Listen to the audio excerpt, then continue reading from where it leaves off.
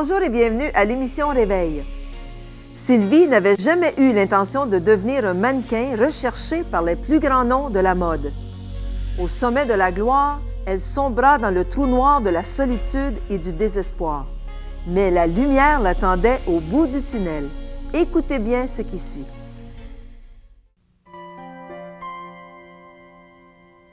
Sylvie Nyamunka connut depuis sa jeunesse une vie de succès et de glamour. En fait, elle n'avait jamais eu l'intention de devenir mannequin.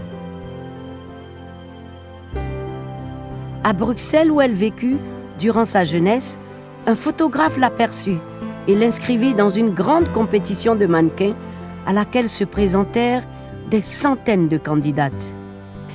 Se présenter donc à la fin devant un jury qui était un jury composé de personnes très influentes dans la mode, même de France, et des agences étrangères. En se présentant à un concours face à des mannequins qui avaient beaucoup plus d'expérience, Sylvie Nyamunka pensait qu'elle n'aurait aucune chance de gagner. Il y a des milliers de filles qui sont jolies et qui sont belles. Et quand vous faites un casting, c'est 300 filles devant vous, elles sont toutes aussi jolies et toutes aussi belles. J'ai gagné le concours.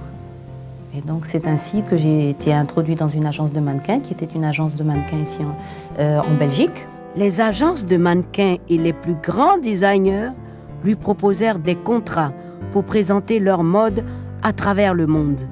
D'abord, ce fut le Japon. J'ai très bien travaillé au Japon, avec les plus grands designers. J'ai fait Tokyo Collection. Suivi de Milan. Bientôt, Sylvie signait des contrats avec les plus grands noms du monde de la mode. Versace, Chanel, Gucci. Elle représentait les plus grands noms de la haute couture. Mais sa rencontre avec le monde de la mode ne se fit pas sans multiples défis à relever. De longues heures de travail, la solitude, la tentation de s'adonner à la drogue et les avances constantes des hommes autour d'elle. Où tous les hommes venaient et s'arrêtaient avec leurs belles voitures. Et quand vous passiez, elle disait « Oh, que bella ragazza, la », avec comme ça, en train de regarder. En tant que représentante de l'agence et des designers, Sylvie fut modelée selon la mode en vogue. Je changeais tout doucement. Ma personnalité, mon identité commençait à changer. Mais quand on est seul et loin de la famille et loin de tout, si on veut faire face à la réalité, on se rend compte que qui je suis, qu'est-ce que je fais, où je vais. C'est extrêmement difficile aujourd'hui pour une fille de pouvoir, un mannequin, de pouvoir rester stable. Il ne faut plus qu'on ait d'identité. Mais j'ai vu des filles que j'ai connues tout au début, quand elles ont commencé à la mode. Je les ai vues 2 ans après, c'était complètement une autre personne. Afin d'être capable de s'adapter aux rigueurs du monde professionnel des mannequins, Sylvie Nyamunka commença à s'adresser au Seigneur. Elle lui demanda de la diriger. J'avais fait un pas avec Dieu dans ma vie. Même si j'étais seule à Paris, j'étais pas seule, j'ai passé beaucoup de temps avec Dieu et c'était très plaisant. Sylvie pria maintes fois dans la rue. Jésus-Christ marche à côté de vous et que vous lui parlez et que c'est comme s'il était là, c'est une présence et c'est très agréable. Ces moments calmes de prière et sa relation avec Dieu s'arrêtèrent net quand débuta une liaison avec un homme riche et marié qu'elle rencontra à Paris. J'ai rencontré un homme par l'intermédiaire d'un mannequin chez qui je logeais et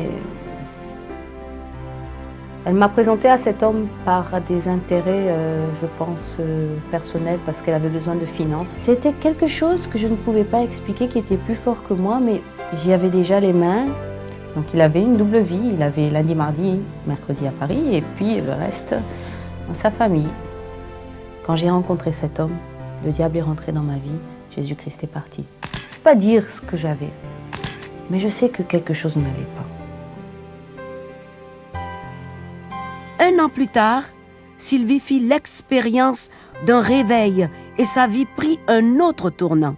Je me suis regardée dans le miroir et j'ai dit, Sylvie, quelque chose qui ne va pas chez toi.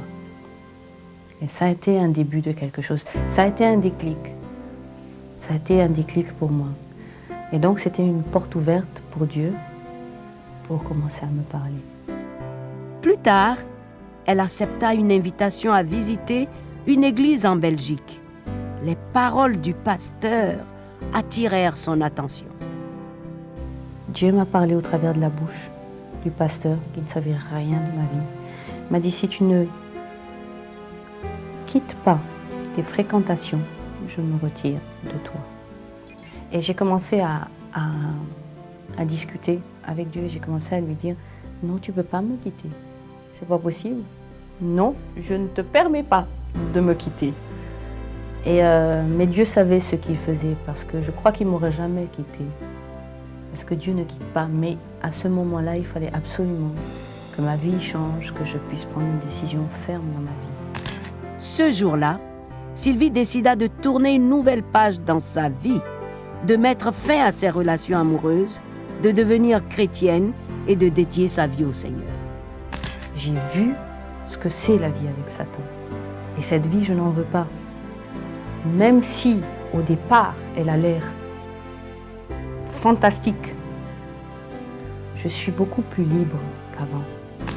Sylvie travaille toujours comme mannequin, mais ses priorités et ses buts ne sont plus les mêmes. Elle explique qu'elle connaît bien les défis qui l'attendent en chemin. La réalité de la vie chrétienne, c'est pas la vie est belle. Non, la vie chrétienne, c'est une vie de guerre. C'est la guerre avec Satan. C'est la guerre pour le royaume de Dieu. Quand on marche, plus les chaînes tombent les unes derrière les autres. Sylvie Nyamuka sait très clairement ce qu'elle veut faire de sa vie. Moi, je ne veux pas d'une vie moitié, d'une vie voilà, un peu dans le monde et puis un peu avec Dieu. Non, c'est catégorique. Le trou noir dans lequel j'étais, je ne veux pas y aller, je n'y serai jamais. Je n'y serai jamais plus. Moi, je veux vivre dans la lumière. Et moi, aujourd'hui, avec Dieu, je sais où je vais, j'ai la lumière sur mes pas, je vois où je marche.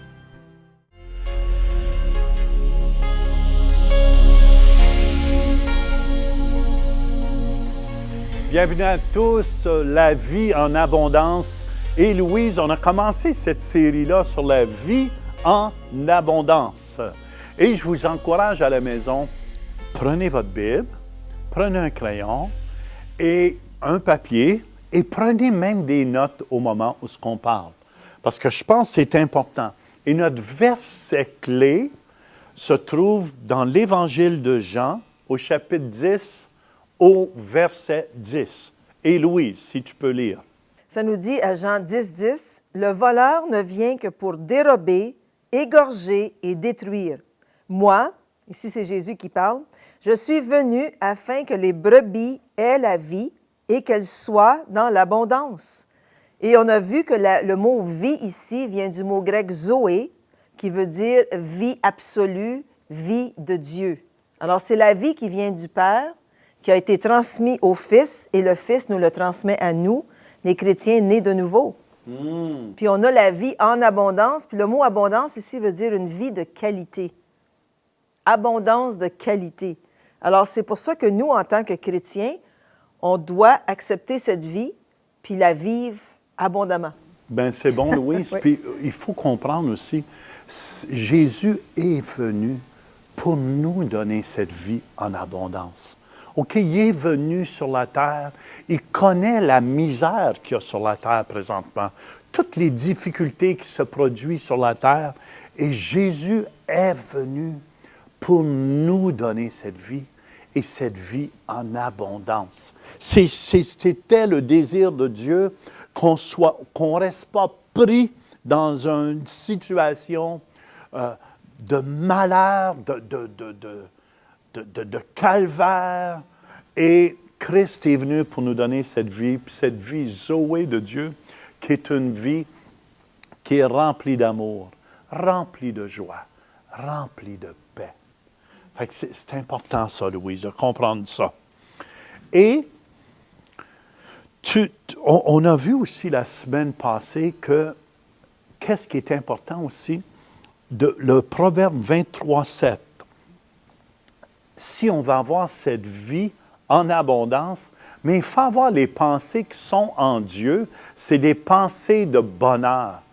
C'est des bonnes pensées que Dieu a pour nous. Mais c'est important, si on va avoir cette vie en abondance aussi, Louise, qu'on ait ces bonnes pensées. Avez-vous des bonnes pensées au moment où je vous parle? C'est ça qu'on va regarder, parce que Proverbe 23:7 nous dit, « L'homme est exactement comme les pensées de son âme. » Ça veut dire, de la façon que vous pensez, si vous n'avez pas une bonne opinion de vous, si vous avez toujours une opinion qui est écrasante face à vous, vous êtes une personne qui est écrasée. C'est pour ça que c'est important d'avoir des bonnes pensées. Puis quand Dieu vient nous donner cette vie en abondance, il nous aide à changer toutes ces pensées-là, Louise. C'est pour ça que c'est important d'avoir des pensées qui viennent de Dieu.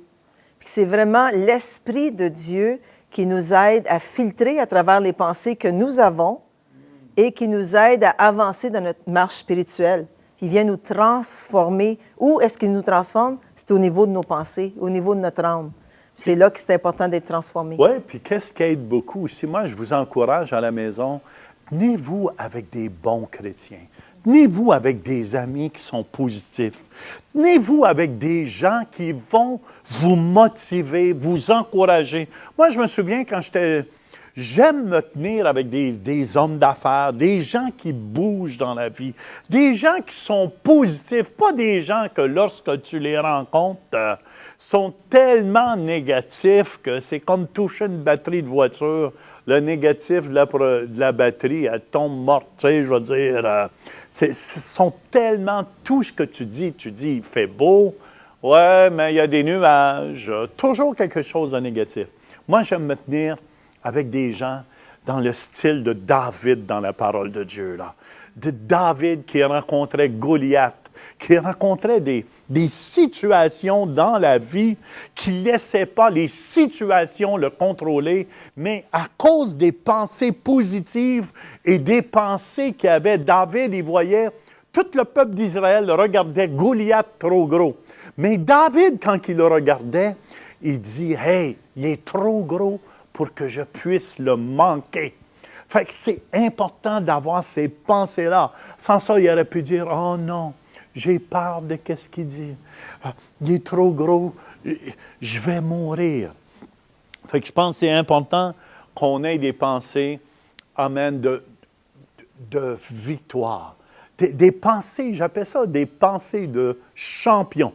Avez-vous ces pensées de champion aujourd'hui pour votre vie? Amen. Puis aussi, il faut réaliser que de la façon qu'on pense, on va se tenir avec les gens qui pensent comme nous. Ouais, Souvent, on va s'entourer, comme tu dis, toi, tu aimes te tenir avec des gagnants, des champions, mais il y a des gens, eux, à cause de ce qu'ils pensent d'eux-mêmes, ils sont portés à se tenir avec des gens qui pensent comme eux. Alors, si la personne est découragée, elle va vouloir se tenir avec des gens qui vont chanter les mêmes chants misérables que je suis. Ils vont se tenir avec ces gens-là. Alors, tu attires toujours les gens vers toi, les gens qui te ressemblent. C'est justement. Puis je donne souvent cet exemple-là. Tu mets 2 drogués dans une foule de 100 personnes, puis je vous dis, après un certain temps, ces 2 drogués-là vont se retrouver ensemble pour s'assembler ensemble. Puis moi, c'est pour ça, si vous êtes là, puis vous nous regardez aujourd'hui, c'est parce que vous êtes un champion dans votre vie. Si vous êtes là à la maison, là, vous nous écoutez, là, puis vous dites, « Hey, c'est parce que vous avez un désir en vous d'être un champion. » Puis quand tu acceptes la vie Zoé de Dieu dans ton cœur puis dans ta vie, tu deviens champion. Parce que ce Jésus-là vit en toi et c'est plus toi qui vis, c'est lui qui vit en toi. C'est pour ça que tu deviens un champion. Puis aujourd'hui, Louise, tu avais quelque chose à rajouter? Oui, on est aussi le temple du Saint-Esprit. C'est vrai. Alors, excusez, l'Esprit Saint vit en nous, et à cause que l'Esprit Saint vit en nous, ce qui arrive, c'est quand il vient des pensées négatives ou des pensées qui ne sont pas de Dieu, l'Esprit Saint filtre ces pensées et nous met en garde, et là, on peut les repousser. Oui, puis il faut ne faut pas oublier aussi qu'on a le bouclier de la foi, qui est un des armes de l'esprit. Ça veut dire, quand il vous vient une pensée, « Ah, t'es pas bon, t'es pas bonne, tu ne seras jamais assez bon », le bouclier de la foi repousse ces pensées-là. Repousse, c'est parce que ce n'est pas des pensées qui t'amènent la vie. Jésus est venu pour vous donner la vie, puis la vie en abondance. Tu repousses ces pensées-là, Louise, puis après ça, tu peux dire, « Seigneur, amen, amen. » Tu prends l'épée de l'Esprit, après, qui est la parole de Dieu, et tu dis, « Non, j'ai le même ADN spirituel que Jésus. Jésus vit en moi. Je suis un sacrificateur selon l'ordre de Melchisédek aussi. Je suis fils ou fille de Dieu. Et Satan, je repousse toutes ces pensées-là parce que Dieu m'a fait une bonne personne aujourd'hui. Fait que, on va regarder comment faire pour choisir les bonnes pensées. Puis, on va prendre un verset ici dans la parole de Dieu, un verset clé, là, qui va vous aider. Comment discerner les pensées? Est-ce qu'elle vient de Dieu, cette pensée-là, ou est-ce qu'elle ne vient pas de Dieu? On va regarder les pensées que Dieu nous donne une recette, comment il veut qu'on pense. Et si vous ne pensez pas comme lui veut, vous allez avoir des difficultés dans votre vie. Fait que Louise, si tu peux lire ce verset qui se trouve dans Philippiens. Oui, Philippiens 4, au verset 8.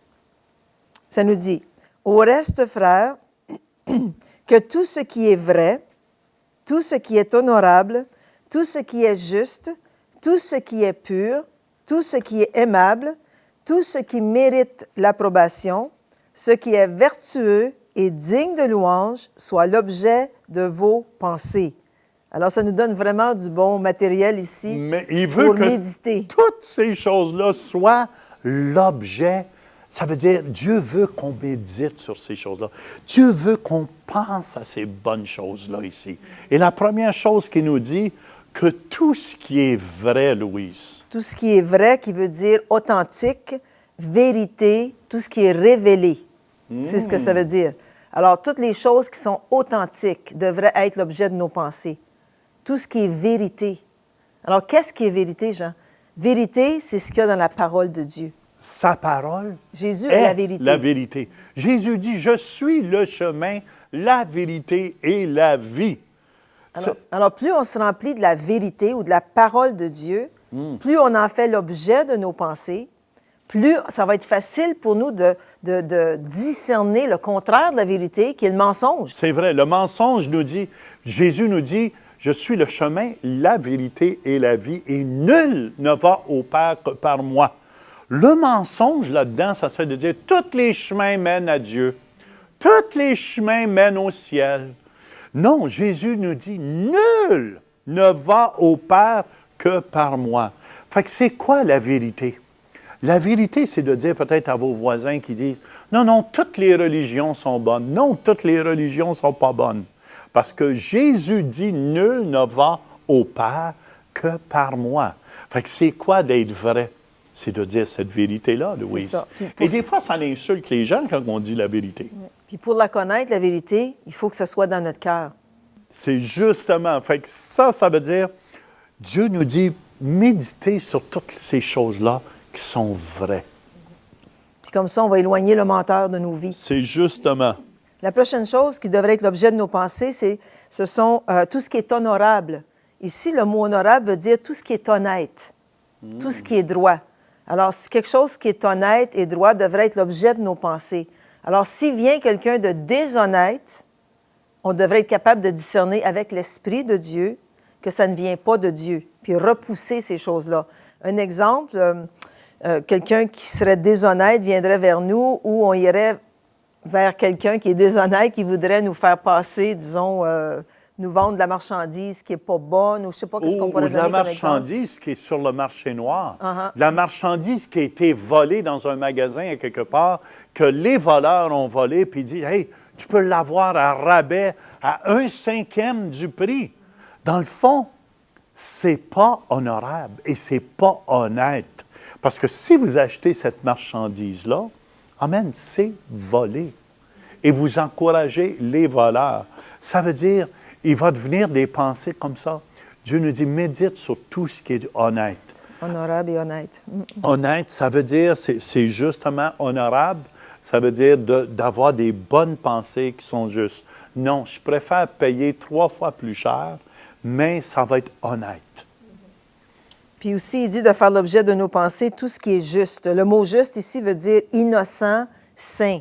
Alors, tout ce qui est saint, tout ce qui est pur, je veux dire, juste, pas pur, mais juste, tout ce qui est vraiment innocent et saint. C'est ça ce que ça veut dire le mot juste. Saint, ça veut dire avoir des pensées saines.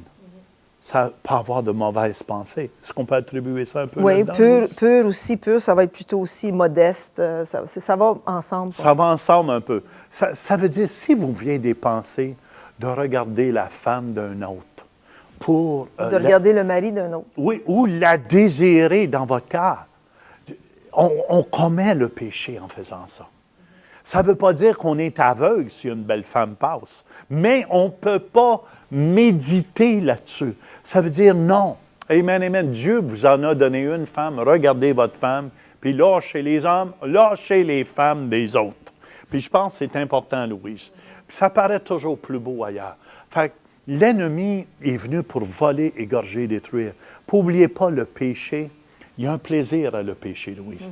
Mais ça ne dure qu'un instant, puis ça mène à la mort. Ça mène à la mort. Le contraire de pur, c'est impur, c'est tordu, c'est mauvais, ça amène à la destruction. C'est ça que Satan veut. Il veut nous égorger, nous détruire. OK. Fait que ce qui est juste ça. Puis soit l'objet de nos pensées aussi, tout ce qui est aimable. Parce qu'on a vu juste et pur. Maintenant, aimable, ça veut dire amical. Alors, tout ce qui est amical, tout ce qui amène l'amour dans nos voisins. Alors, avoir des bonnes pensées, des pensées aimables envers les autres. Puis aussi, souvent, ça commence à la maison, les pensées aimables.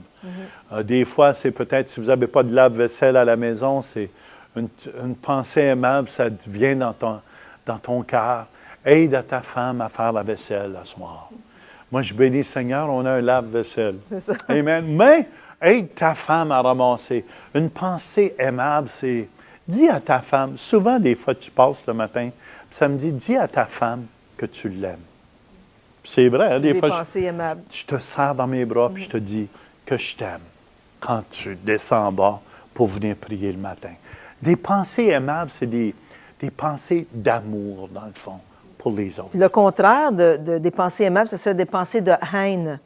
Des pensées, c'est d'avoir de la haine dans notre cœur, des rancunes, de l'amertume contre les autres.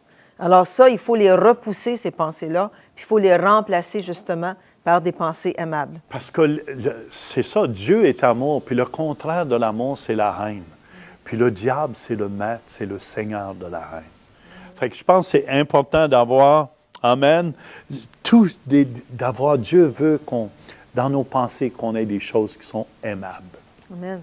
Puis le prochain, soit l'objet de vos pensées, tout ce qui mérite l'approbation.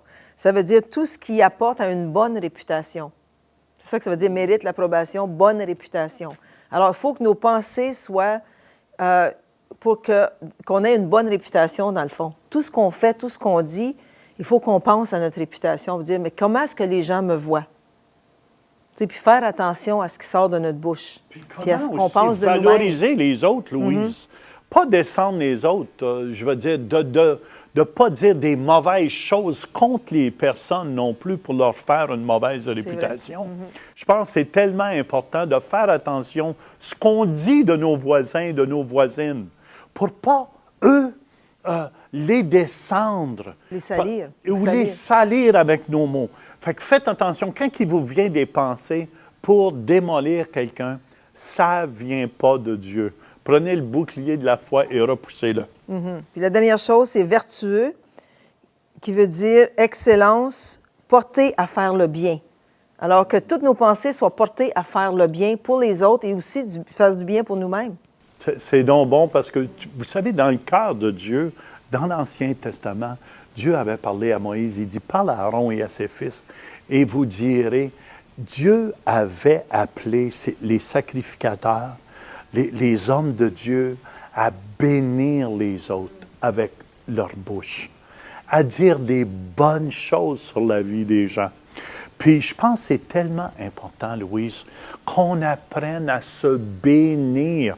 Vous pouvez lire dans Nombre au chapitre 6, je pense, là, dans le verset 22, 23, là, quand Dieu a parlé à Moïse, puis il dit, « Hey, dans le fond, dites des bonnes choses, dites des choses qui sont valorisantes pour les autres. Bénissez-les. » Amen. Puis quand on fait ça, là, vous savez, le peuple d'Israël se bénissait tellement, Louise, que personne n'était malade. Même les souliers, le linge ne s'usait point. Parce que quand on fait ce que Dieu nous demande à faire, il y a une bénédiction spéciale qui vient. Fait que s'il faut que ça soit l'objet de nos pensées, qu'est-ce que je peux faire aujourd'hui pour bénir mon frère ou bénir ma sœur? Et même, je vais aller plus loin, quand tu es chrétien, à bénir même mon ennemi. Parce que Dieu nous invite à bénir ceux qui nous aiment pas même et à prier pour eux. Puis je pense que c'est ça qui fait, Louise, un vrai chrétien. Puis peut-être qu'on peut terminer l'émission aujourd'hui. Si vous voulez, on va demander la bénédiction de Dieu à venir sur votre vie. Puis on va se donner la main, on se donne la main à la maison. Puis Seigneur, je te prie, touche les cœurs et les vies aujourd'hui. Oui. Touche les gens, Seigneur notre Dieu. On te demande de les bénir, Seigneur. Je te demande de les fortifier, Seigneur notre Dieu. Je te demande de guérir tous ceux qui sont malades. Je commande à toute maladie au nom de Jésus-Christ de quitter les corps présentement. Et Seigneur, je te demande de toucher toutes ces vies. Et Seigneur, je te demande de bénir les gens. Je vous encourage à visiter notre site Web pour réécouter les enseignements et participer à nos services en direct les dimanches et les mardis. Vous pouvez aussi devenir partenaire de l'émission Réveil en semant financièrement. Pour un don de 25 $ ou 20 € ou plus par mois, vous recevrez le DVD du mois ainsi que notre lettre de nouvelles. Vous pouvez maintenant donner en ligne par Visa et Mastercard ou nous envoyer votre don directement à l'adresse qui paraît à l'écran. En donnant, vous nous aidez à propager la bonne nouvelle dans le monde francophone. Merci de votre générosité et continuez à marcher de gloire en gloire.